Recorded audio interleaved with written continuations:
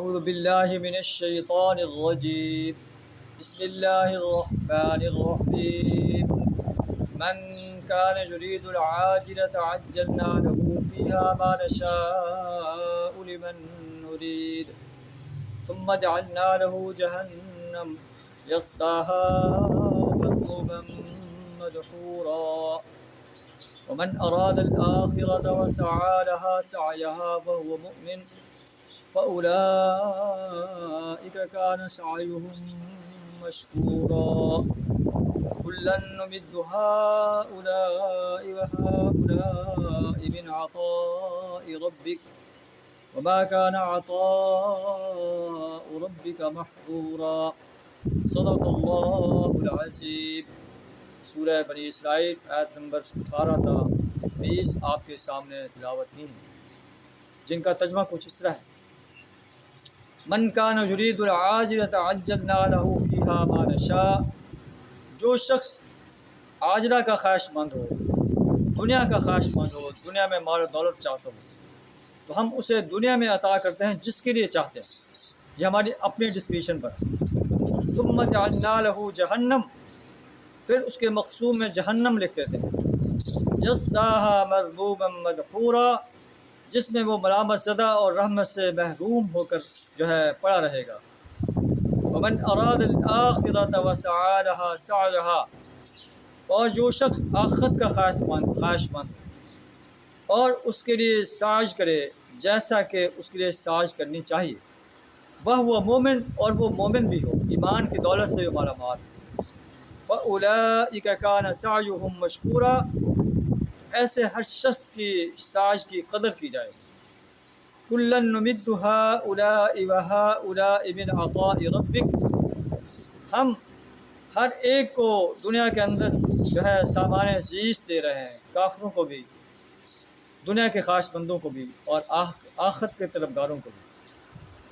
اللہ اپنی عطا سے انہیں نواز رہا ہے. وما كان عطاء ربك محظورا، آپ کے رب کی عطا کو کوئی روکنے والا نہیں. انظر کیف فضلنا بعضهم على بعض، دیکھو ہم نے دنیا کے اندر بعض لوگوں کو بعض پر فضیلت دی. وللآخرۃ اکبر درجات واکبر تفضیلا، اور البتہ آخرت درجات کے لحاظ سے بہت بڑی ہے اور فضیلت سے لحاظ سے بھی بہت بڑی ہوگی. لا تجعل مع اللہ الہا آخر، اللہ کے ساتھ کسی اور کو معبود نہ بنا. فتقعد مذموما مخذولا، ورنہ ملامت زدہ اور بے یار و مددگار بیٹھا رہ جائے. ان آیات میں اللہ تعالیٰ نے دو قسم کے انسانوں کا منظر بیان فرمایا ہے. ایک قسم کا انسان وہ ہے جو صرف دنیا کا طلبگار ہے، وہ چاہتا ہے کہ میں دنیا میں مال و دولت حاصل کر لوں، ٹھاٹ باٹ حاصل کروں، کوٹھیاں ہوں، کاریں ہوں، محلات ہوں، فیکٹریاں ہوں، لیکن آخرت کے لیے وہ کوئی کوشش نہیں کرتا، آخرت کا طلبگار نہیں ہے، آخرت کو سنوارنے کی طرف اس کے دل کے اندر نہیں. اللہ فرماتا ہے اگر ہم چاہیں تو ان کو دنیا کے اندر اتنا دے دیں جو ہماری چاہت ہے، لیکن آخرت میں اس کے لیے جہنم ہے. اور جو شخص آخرت کو چاہتا ہے کہ میری آخرت بہتر ہو جائے اور اس کے لیے سعی کرتا ہے، سعی کا کیا مطلب کہ ایمان لا کر عمل صالح کرتا ہے، انسانیت کے سامنے دین کی دعوت پیش کرتا ہے، اس کے دعوت پیش کرنے کے بعد جو ان کو مشکلات آئیں ان پر صبر کرتا ہے، صبر و استقامت کے ساتھ دین کی دعوت دیتا چلا جاتا ہے، اور حق بات کو علی الاعلان ڈنکے کی چوٹ پر بیان کرتا ہے. اللہ کے دین کو غالب کرنے کے لیے اپنا مال پیش کر دیتا ہے، اپنی جان پیش کر دیتا ہے، وقت پیش کر دیتا ہے، صلاحیت پیش کر دیتا ہے. یہ مومن انسان ہے.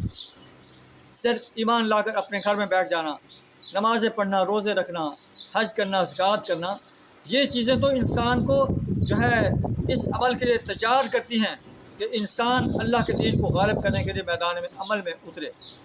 اگر صرف ان چیزوں کو اختیار کرتا ہے، اللہ کے دین کو غالب کرنے کے لیے میدان عمل میں نہیں آتا، امر بالمعروف اور نہی عن المنکر نہیں کرتا، تو ہو سکتا ہے کہ اس کی یہ باتیں اس پر وہ قیامت کے روز اللہ اس کے منہ پر مار دے کہ ہمیں تیری عبادتوں کی ضرورت نہیں ہے، ہمیں تو ضرورت تھی کہ اللہ کے دین کو انسانیت اس سرزمین پر غالب کرنا تھا، اور اللہ کے رسول صلی اللہ علیہ وسلم کا مقصد رسالت بھی یہی تھا، والذی ارسل رسولہ بالہدی ودین الحق لیظہرہ علی الدین کلہ۔ اللہ وہ ہستی ہے جس نے اپنے رسول کو صلی اللہ علیہ وسلم کو دین ہدایت اور دین حق دے کر بھیجا تاکہ اسے لیظہرہ علی الدین کلہ، تاکہ اسے دنیا کے تمام ادیان پر غالب کر دے۔ مقصد رسالت اور امت وسط کا مقصد صرف اور صرف یہ ہے کہ اللہ کے دین کو دنیا کے تمام دینوں پر غالب کر دیا جائے۔ اگر ہم یہ مقصد پورا کرنے کی کوشش کر رہے ہیں تو اللہ فرماتا ہے کہ اس کوشش کا دنیا کے اندر بھی اجر ملے گا اور آخرت کے اندر بھی کامیابی جو ہے ایسے انسانوں کے قدم چومے گی۔ اگر یہ کوشش نہیں ہے تو پھر کامیابی کا چانس بہت کم۔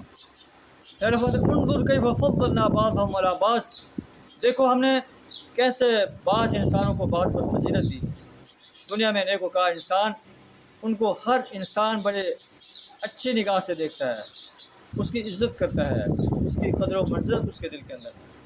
اور جو ظالم انسان ہیں، متکبر انسان ہیں، مال و دولت کے نشے میں سرشار ہیں، چاہے ان کے سامنے ان کی عزت کی جائے لیکن ان کی عزت جو ہے انسانوں کے دل میں نہیں ہوتی۔ بل الآخرۃ اکبر درجات و اکبر تفضیلا، آخرت جو ہے اس کے درجے بڑے بڑے ہیں، بہت بڑے درجات ہیں، بہت بڑی فضیلت ہے۔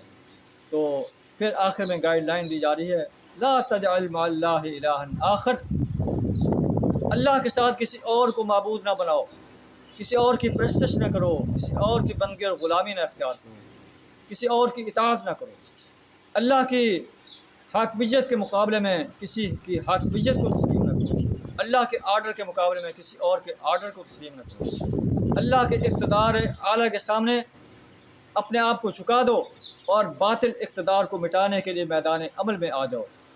لا تجعل مع اللہ الہا آخر، اللہ کے ساتھ کسی اور کو معبود نہ بناؤ۔